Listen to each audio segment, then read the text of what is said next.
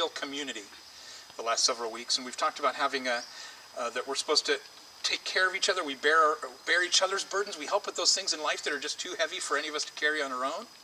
Again, yesterday was a great example. Barbie could not do that all by herself. And it took people from our fellowship and other fellowships, and what a great example of bearing each other's burdens.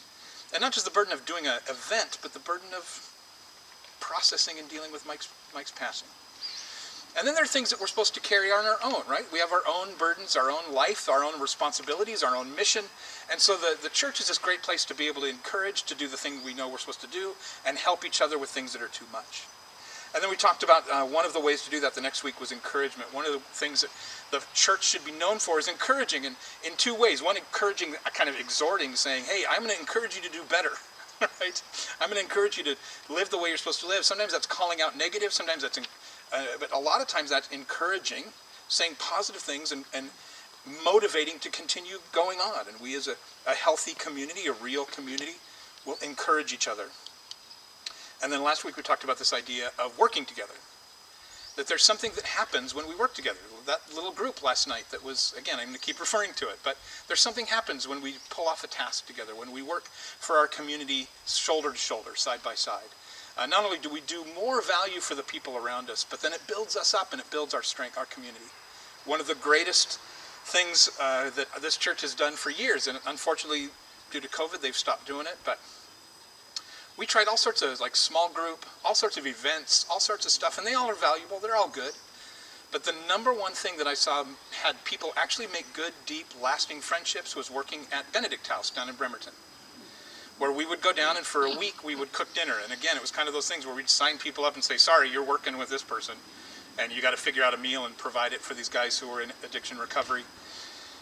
And something about working in that kitchen together, making pot pie or baked potatoes or sloppy joes or whatever it was, people came away from that friends. And so there is something about working together. Today we're going to talk about one of the ways we can help is unbinding. The idea of helping release each other. And it's from one of my favorite stories, the story of Lazarus. Prominently featured in our book, in Deb's book. About there are a lot of implications, especially for people struggling with addiction, like I was, in the community around me that helped. And so as we thought through this, what a great example of how in a community we're supposed to help each other, release each other from difficult and binding issues. So the story kind of goes like this. Jesus is outside of Jerusalem because they were trying to kill him. So there was this conspiracy to kill him. So Jesus had begun to go outside across into Bethany and around in different areas where he was like, I'm going to go out and into other villages because Jerusalem has become hostile to not only my message but to me. And so he and the disciples were out. They were out serving outside of Jerusalem. And back in Bethany is Lazarus, one of his good friends. Remember, Mary and Martha and Lazarus. They were three siblings that lived together. Lazarus gets really, really sick. And Mary and Martha, as this is happening, they realize they couldn't go to the ER because, it's the ancient world. They didn't have an ER. But they did send a message to Jesus. And I like this, that he gets this message and they say, Jesus, your dear friend Lazarus is sick. First of all, what a great title. Wouldn't you want to be known as Jesus' dear friend? I got to tell you, that's probably even better than a disciple. A disciple is a student, a learner, a follower, but man, to be someone that is described as Jesus' dear friend. More than just a follower, more than just a student, his friend. And Jesus responds kind of weird, at least to my mind. He says, he tells the disciples, it's okay, it's all part of God's plan to show God is God. It's all part of God's plan to show God's greatness. And so he stays in where he's at ministering for 2 more days. After he hears his dear friend is ill. So either, you can kind of interpret that a couple ways. Either it's too late, there's nothing he can do, or it's not urgent. And as we read it, sometimes there's like this difference. the disciples kind of don't understand what's going on, and maybe they don't get it. And so they remind him that Jesus says, okay, we're going to go back. We're going to go back to Bethany. Go back ahead towards Jerusalem. And the disciples say, yeah, hey, I don't know if you remember, but they want to kill you back there. Also, we're with you. So we're going to be collateral damage. And Jesus says, timing doesn't really matter. The timing of all this doesn't really matter. We're going back, and Lazarus is asleep. And they're like, oh, you can kind of imagine. Oh, okay, he's just asleep. It's not that bad. And then I like that Jesus at the point says, no, he's dead. It means he's dead. The disciples again, what is going on? So he gets to Bethany, and there's this crowd of mourners. And I like that it says he's kind of mad. Which again, I don't know about you, but sometimes my emotions get confused. Sometimes I'm sad and I feel angry. It comes out as anger. It comes out as shortness. Sometimes I'm worried and it comes out as sad. Sometimes I'm nervous and it comes out as angry, right? So there's this moment. So I think there's some of that Jesus is feeling emotion. We believe he is all man and all God at that time, and he's experiencing this feeling. And I think also, though, he's mad at death. He's angry at death. It's brought into this world by sin that gives this, when we turn our back, when we don't try to connect, when we don't allow God to connect with us, it causes death. And I think Jesus saw this, the mourning of the people, and the fact that it was brought about by the death of someone he loved. It made him angry because he's angry that death even exists.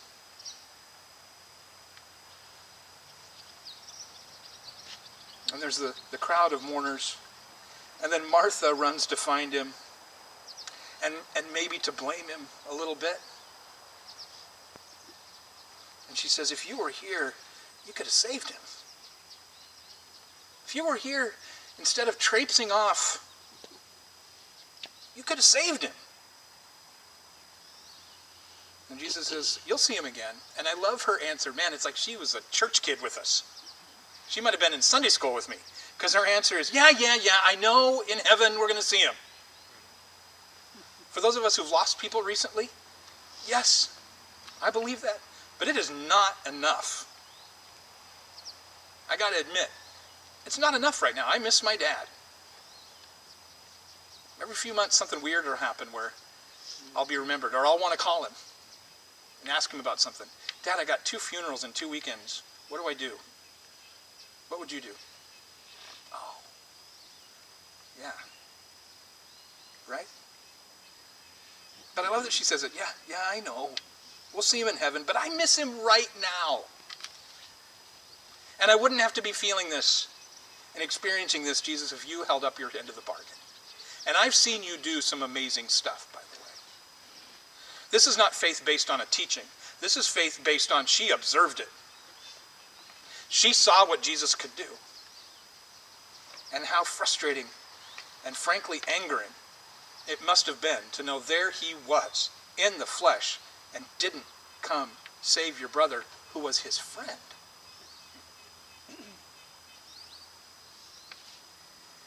And then he says, Martha, hey, I'm the resurrection. You say you're going to see him in the resurrection? I'm the resurrection. I am life. And then Mary shows up with the rest of the mourners. Mary's late. Again, shocking. She shows up with the rest of the mourners. And she again repeats it. Jesus, you could have saved him. And there's something about the relation. Mary, we know the story of Martha and Mary, and she's at Jesus' feet. She's a learner. I think there is a personality there that when she says this to Jesus, he weeps for his friend. He knew what was going to happen. He's already tipped the hand, right? He's already said, hey, this is going to reveal my glory. This is going to reveal God's glory. But in that moment, when he sees how Mary is broken and the impact that death has, Jesus feels and he weeps.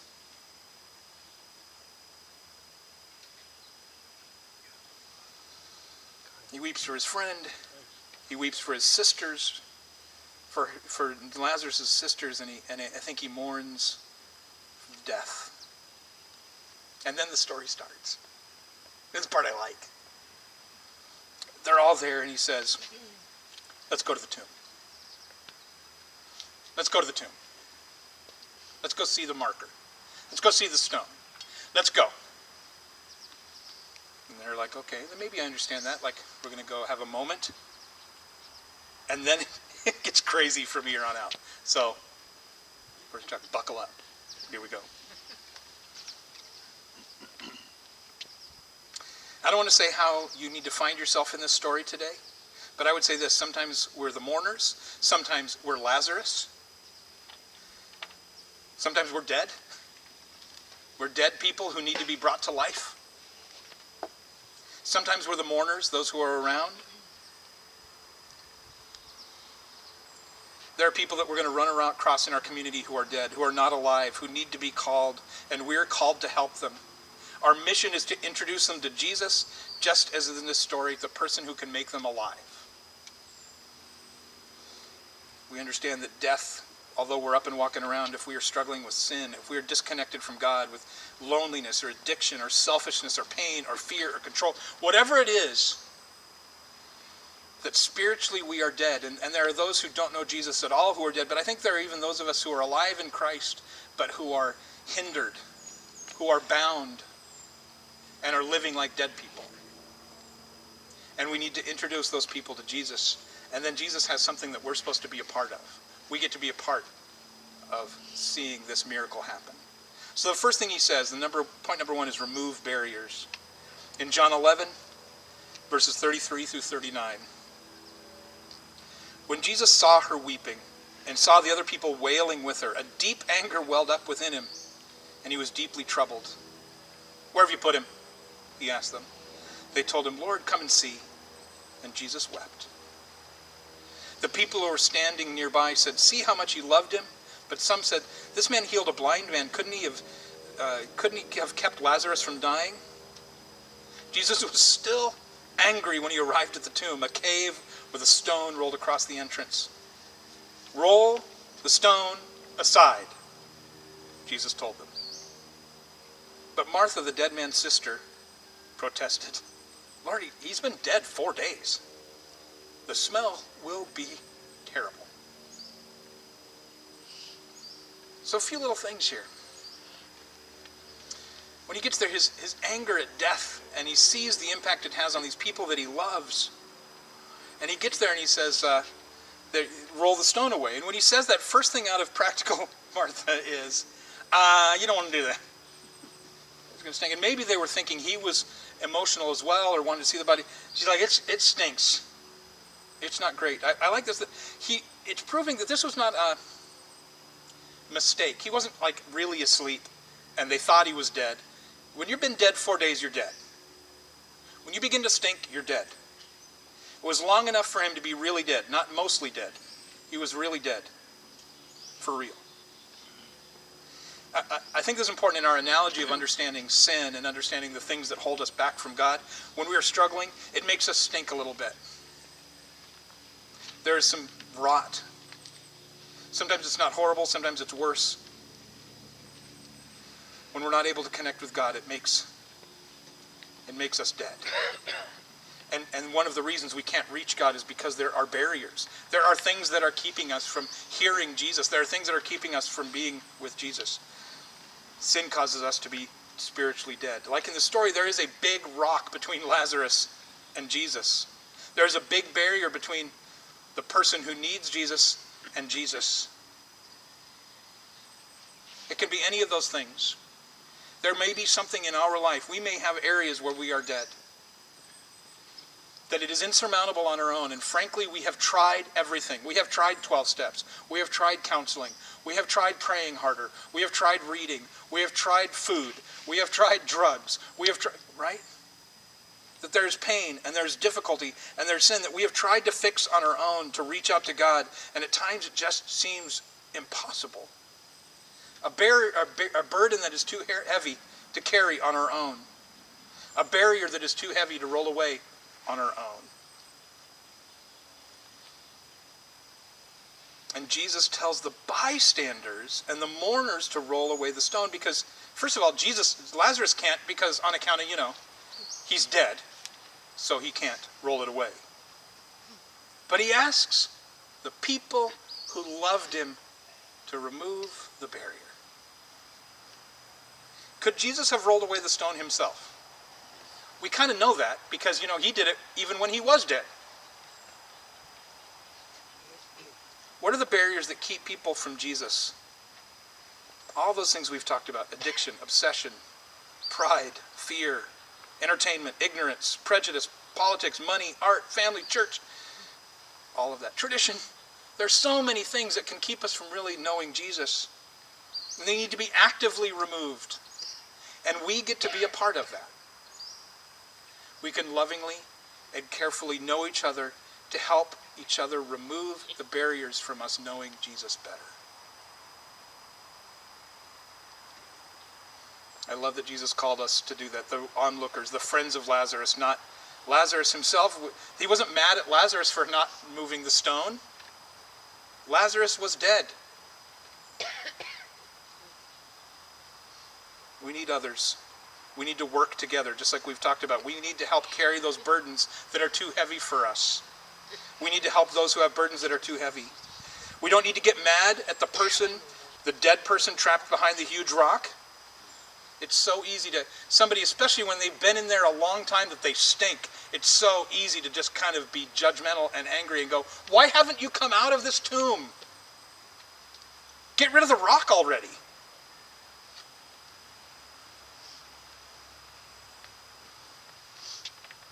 We don't need to yell through the rock how bad it is that they're dead and trapped by a big rock. Hey, don't know if you know it. You're stuck in a tomb and you stink. Not super helpful. We may not even want to help because the rock seems too big. Yeah, it's too big for me. There are barriers that people struggle with in my ministry over the years that are too much for them and too much for me. But you know who it's not too much for is us. Empowered by God, using our gifts to help them.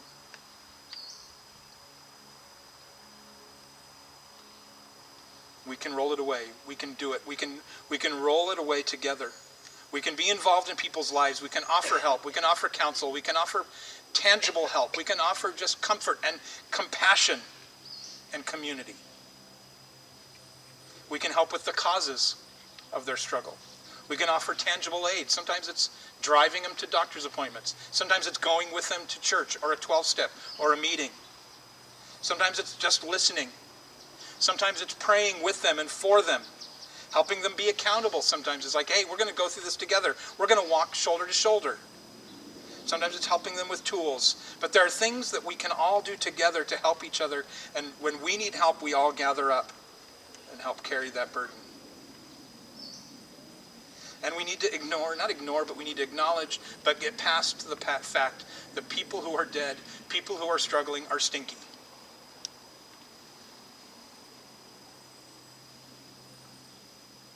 It takes time for them to heal. We need to understand sometimes that stinky is that it just takes too long. We want them to be better already. Sometimes the stinky is that they're not grateful. We sacrifice and we help and they don't come back with enough thanks. Sometimes they're hurt. Sometimes they're angry and their anger is lashed out at us. And a lot of times they just don't even know how to be alive. I know when I work with addicts and myself, there's some time after years of living in a way and finding a crutch and being behind the barrier, when we're finally set free, we don't really even know how to function. Spiritually, emotionally, relationally. Then all that stinkiness is unpleasant. And here's the thing. We're stinky too. We all have a stench. We all struggle with sin. We all have barriers and we need each other. We need to hold our nose and help each other. But then Jesus says, hey, and by the way, this is going to result in God's glory. When we help remove the barrier, we see God do miraculous things and we see how powerful and how faithful and how loving God really is. And we see the second point.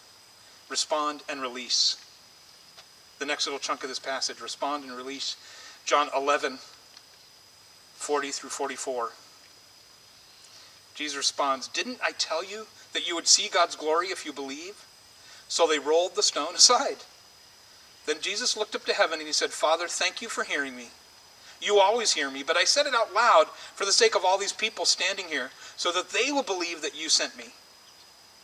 Then Jesus shouted, Lazarus, come out!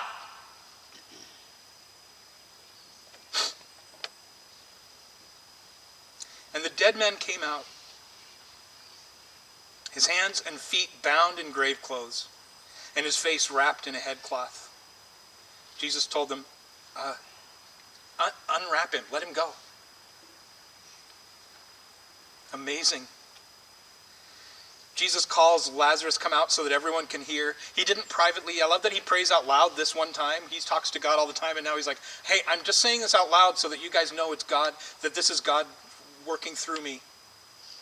And then he yells, Lazarus, come out. And you know what's crazy about this? Right up to this point, any one of us could do all the stuff Jesus did. We could have showed up. We could have wept. We could have said, take me to the tomb. We could have said, roll away the stone.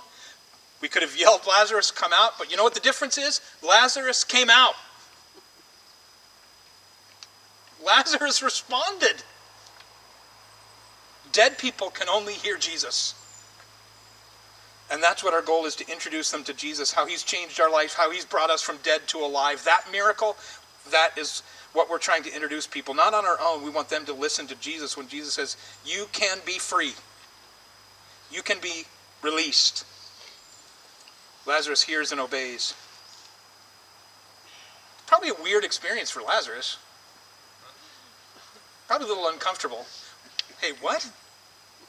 Here I was being dead, and now not? What is Jesus' calling in a loud voice today to obey? Maybe stop some things. Maybe there's a behavior to stop. Pride or controlling life or fear or issues in our past that we need to deal with, that we are allowing to cause us to live in a different way. We need to start. Maybe it means to start some new stuff, start a new direction, start a new habit, start a new behavior, start a new way of seeking to connect with him and with his people. But Jesus is calling us to stop being dead and start living. And we need to respond. But it doesn't end there. Lazarus comes out and he's all wrapped up. He is still bound. I think sometimes, yes, we should rejoice when someone listens to Jesus, when someone connects to Jesus for the first time, and we go, yes! And then we go, why are you not fixed yet? Lazarus came out, he was still obviously wrapped hand and foot and mouth. His face, his head, his hands were still bound by the issues, the life of being dead. That's not the right way to say that, but, right? From being dead, he was still bound up. He had obeyed. He had responded. He came out. But all of that stuff, all of those grave clothes didn't just fall off and disappear.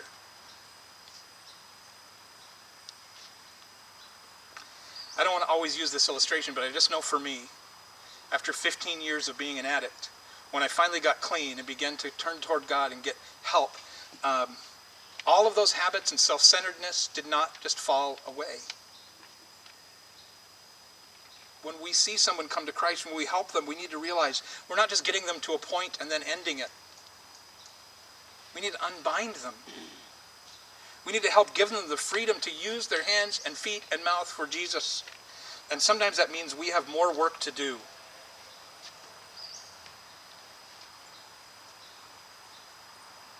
We need to help them deal. Sometimes they've made massive mess of their life and their health and their relationships.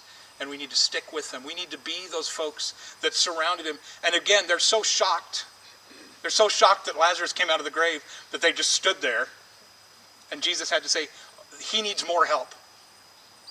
Rolling away the stone wasn't enough. Go help unbind Lazarus. There's a lot more to say about what that could be, how that practically is done. But primarily it is us getting our hands dirty and being with them. Finding ways to help them out. I'll give one simple thought. I've been saying this a lot lately. But understanding that their ability to function is limited and we need to be right in there with them and ask them maybe what they need for help and then believe them. Listen to them and believe them. Don't have them say, oh, I need help getting to the doctor, and go, no, what you really need is a Bible study. Or when they say, I need help with childcare so I can get to a meeting, say, you know what you really need to do is learn how to be responsible, and you need to find your own childcare. Right? We need to listen and then respond and believe them. Now again, I don't mean enabling. I get there's limits and boundaries, but I think for the most part, especially when someone is right after being dead, is now alive, unbinding doesn't leave them there. That means we get in there and we do the dirty work, especially in the early stages. This is a beautiful part of this story. It's so beautiful that these friends and mourners and family were able to be a part of that miracle. In my own life, it was my family and my friends and Celebrate Recovery and Restore Church. Jim Walter, you guys, who helped unbind Dave. It's a beautiful story.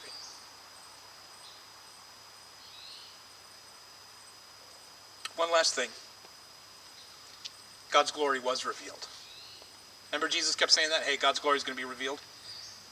It was. John 11, 45 through 48.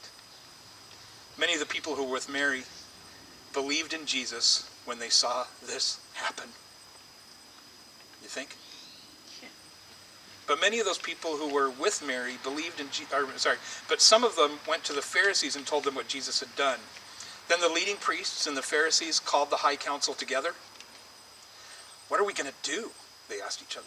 This man certainly performs many miraculous signs. If we allow him to go on like this, soon everyone will believe him. Then the Roman army will come and destroy both our temple and our nation. It goes on later in the next chapter. It says that as they began to plot against Jesus, we also got to kill Lazarus. Not only do we got to kill Jesus, but we got to kill Lazarus, because you know who the very best witness for Jesus is someone who was dead and is now alive. And that is every one of you. What is the best way to share the gospel, the good news of Jesus? Not to have all your theology and doctrine straightened out, not to be the smartest person in the room, not to be the one who's been in church the longest and has all the stuff figured out. The very best way, the most dangerous witness for Jesus is your death to life story. You cannot deny that.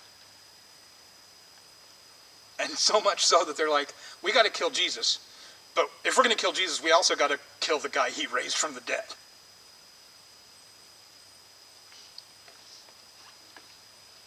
That is our story, and that is our mission.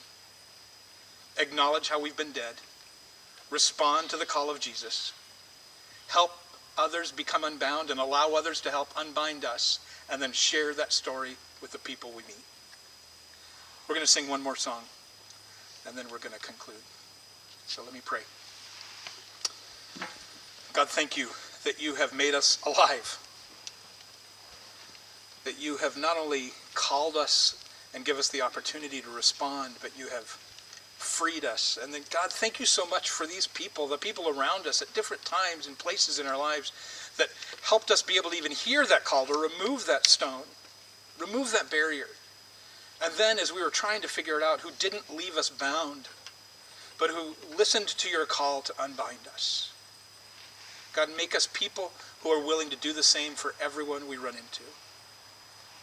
To be the people who get to help unbind other folks. We love you and we thank you in Jesus' name. Amen. John 11:48a. If we allow him to go on like this, soon everyone will believe. May we be people who respond to the call of Jesus to go from death to life, and then work together to help remove barriers from others from connecting with him, and then continue to help unbind those who are still hindered by the scraps from the tomb. Have a fantastic week. Thank you for being here, and we'll see you next Sunday.